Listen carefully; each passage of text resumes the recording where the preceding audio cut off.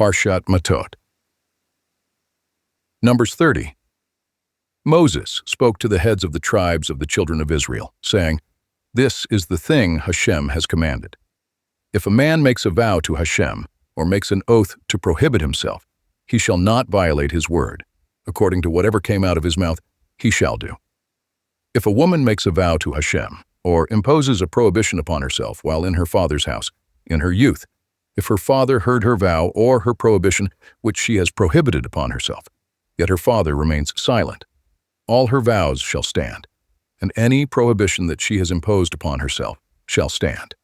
But if her father hinders her on the day he hears it, all her vows and her prohibitions that she has imposed upon herself shall not stand. Hashem will forgive her because her father hindered her. But if she is betrothed to a man, with her vows upon her, or by an utterance of her lips which she has imposed upon herself, and her husband hears it, but remains silent on the day he hears it, her vows shall stand, and her prohibition which she has imposed upon herself shall stand. But if her husband hinders her on the day he heard it, he has revoked the vow she had taken upon herself, and the utterance which she had imposed upon herself, and Hashem will forgive her. As for the vow of a widow or a divorced woman, whatever she prohibited upon herself will remain upon her. But if she vowed in her husband's house, or imposed a prohibition upon herself with an oath, and her husband heard and remained silent, and did not hinder her, all her vows shall stand, and every prohibition she imposed upon herself shall stand. If her husband revokes them on the day he hears them, anything issuing from her lips regarding her vows or self-imposed prohibitions shall not stand. Her husband has revoked them, and Hashem shall forgive her. Any vow or any binding oath of self-affliction, her husband can either uphold it or revoke it. However, if her husband remains silent from day to day, he has upheld all the vows and prohibitions she has assumed. He has upheld them since he remained silent on the day he heard it. If he revokes them after having heard them, he shall bear her iniquity. These are the statutes which Hashem commanded Moses concerning a man and his wife, a father and his daughter, in her youth, while in her father's house. Numbers 31. Hashem spoke to Moses, saying, "Take revenge for the children of Israel against the Midianites. Afterwards you will be gathered to your people." So Moses spoke to the people, saying, "Arm from among you men for the army, that they can be against Midian, and carry out the revenge of Hashem against Midian. 1,000 for each tribe, 1,000 for each tribe. From all the tribes of Israel you shall send into the army." From the thousands of Israel, 1,000 was given over for each tribe, 12,000 armed for battle. Moses sent them the 1,000 from each tribe to the army, them along with Pinchas the son of Eleazar, the Kohen, to the army, with the sacred utensils and the trumpets for sounding in his possession. They mounted an attack against Midian, as Hashem had commanded Moses, and they killed every male. And they killed the Midianite kings upon their slain, Evi, Rechem, Zur, Hur, and Reba, the 5 kings of Midian, and Balaam the son of Beor they slew with the sword. The children of Israel took the Midianite women and their small children captive, and they plundered all their beasts, livestock, and all their possessions. They set fire to all their residential cities and their castles. They took all the booty and all the plunder of man and beast. They brought the captives, the plunder, and the booty to Moses and to Eleazar, the Kohen, and to the entire community of Israel in the camp, in the plains of Moab, by the Jordan, at Jericho. Moses, Eleazar, the Kohen, and all princes of the community went out to meet them outside the camp. Moses became angry with the officers of the army, the commanders of thousands and the commanders of hundreds, who had returned from the campaign of war. Moses said to them, "Did you allow all the females to live?" They were the same ones who were involved with the children of Israel on Balaam's advice to betray Hashem over the incident of Peor, resulting in a plague among the congregation of Hashem. So now kill every male child, and every woman who can lie intimately with a man you shall kill. And all the young girls who have no experience of intimate relations with a man, you may keep alive for yourselves. And you encamp outside the camp for 7 days. Whoever killed a person or who touched a corpse shall cleanse himself on the 3rd and 7th day, both you and your captives. All garments, leather articles, any goat product, and every wooden article shall undergo purification. Eleazar the Kohen said to the soldiers returning from battle, This is the statute that Hashem commanded Moses. Only the gold, the silver, the copper, the iron, the tin, and the lead, whatever is used in fire, you shall pass through fire, and then it will be clean. It must, however, also be cleansed with sprinkling water. And whatever is not used in fire, you shall pass through water. You shall wash your garments on the seventh day and become ritually clean. Afterwards, you may enter the camp. Hashem spoke to Moses, saying, "Take account of the plunder of the captive people and animals. You, together with Eleazar the Kohen and the paternal leaders of the community.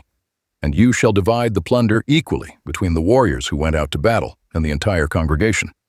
And you shall levy a tax for Hashem from the soldiers who went out to battle. 1 soul out of every 500, from the people, from the cattle, from the donkeys, and from the sheep. You shall take from their half and give it to Eleazar the Kohen as a gift to Hashem. From the half belonging to the children of Israel, you shall take 1 part out of 50 of the people, of the cattle, of the donkeys, of the sheep, and of all animals. And you shall give them to the Levites, the guardians of the Mishkan of Hashem." Moses and Eleazar the Kohen did as Hashem had commanded Moses.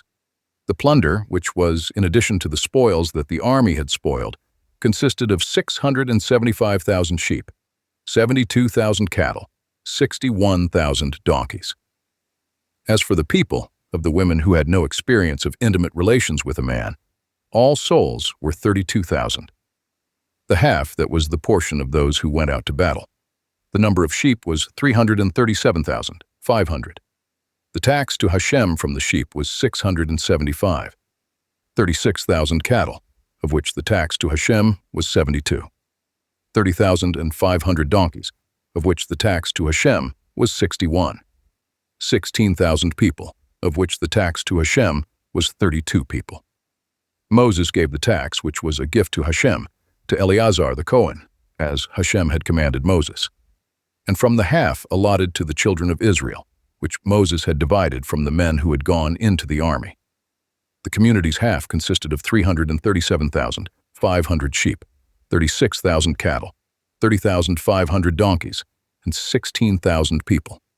Moses took 1 part out of 50 from the half of the children of Israel, the people, and the animals, and gave them to the Levites, the guardians of Hashem's sanctuary, as Hashem commanded Moses.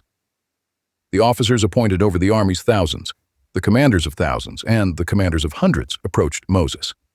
They said to Moses, "Your servants counted the soldiers who were in our charge, and not 1 man was missing from us. We therefore wish to bring an offering for Hashem. Any man who found a gold article, be it an anklet, a bracelet, a ring, an earring, or a body ornament, to atone for our souls before Hashem." Moses and Eleazar the Kohen took all the gold articles from them. The total of the gift of gold, which they dedicated to Hashem, amounted to 16,750 shekels. This was from the commanders of the thousands and the commanders of the hundreds. The soldiers had seized spoils for themselves. Moses and Eleazar the Kohen took the gold from the commanders of the thousands and hundreds and brought it to the tent of meeting, as a remembrance for the children of Israel before Hashem. Numbers 32. The descendants of Ruben and Gad had an abundance of livestock very numerous, and they saw the land of Jazer and the land of Gilead, and behold, the place was a place for livestock. The descendants of Gad and the descendants of Reuben came, and they spoke to Moses and to Eleazar the Kohen, and to the princes of the community, saying, "Ataroth, Dibon, Jazer, and Nimrah, Heshbon, Elealeh, Sebam, Nebo, and Beon. The land that Hashem struck down before the congregation of Israel is a land for livestock, and your servants have livestock." They said, "If it pleases you, let this land be given to your servants as a heritage. Do not take us across the Jordan." Thereupon, Moses said to the descendants of Gad and the descendants of Reuben, "Shall your brethren go to war while you stay here? Why do you discourage the children of Israel from crossing over to the land which Hashem has given them? This is what your fathers did when I sent them from Kadesh Barnea to explore the land. They went up to the valley of Eshcol and saw the land, and they discouraged the children of Israel from crossing into the land which Hashem has given them. The anger of Hashem flared on that day, and he swore, saying, 'None of the men from the age of 20 years and over who came out of Egypt will see the land that I swore to Abraham, to Isaac, and to Jacob, for they did not follow me wholeheartedly, except for Caleb the son of Jephunneh the Kenizzite, and Joshua the son of Nun, for they followed Hashem wholeheartedly. The anger of Hashem flared against Israel, and he made them wander in the desert for 40 years, until the entire generation who had done evil in the eyes of Hashem had died out. And behold, you have now risen in place of your fathers as a society of sinful people, to add to the wrathful anger of Hashem against Israel. If you turn away from following him, he will leave you in the desert again, and you will destroy this entire people. They approached him and said, "We will build sheepfolds for our livestock here, and cities for our children.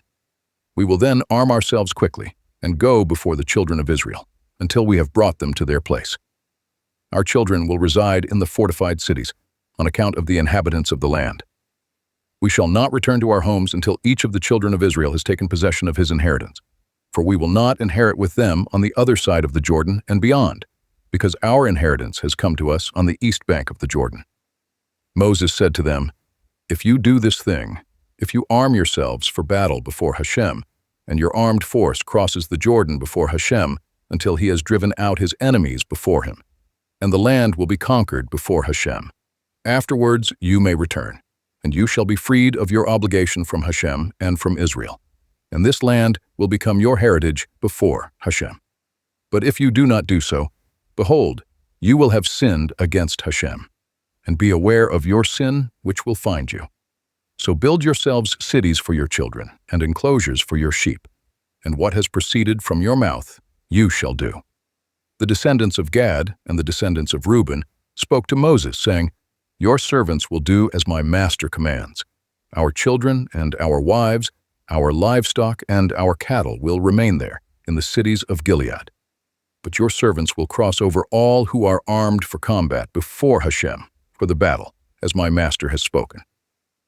Moses commanded Eleazar the Kohen and Joshua the son of Nun, and all the paternal heads of the tribes of the children of Israel concerning them.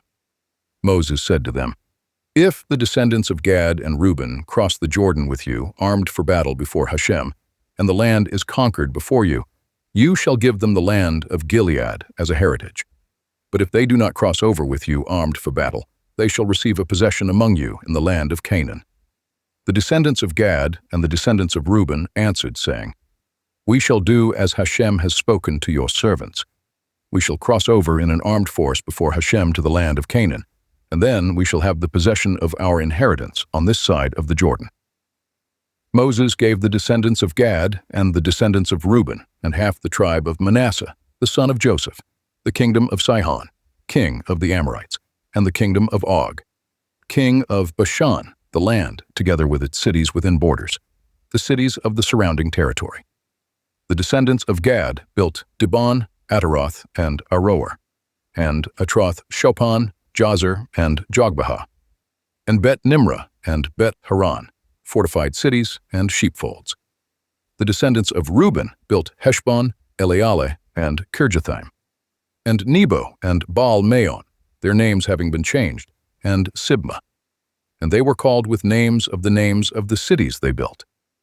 The children of Machir, the son of Manasseh, went to Gilead and conquered it, driving out the Amorites who were there.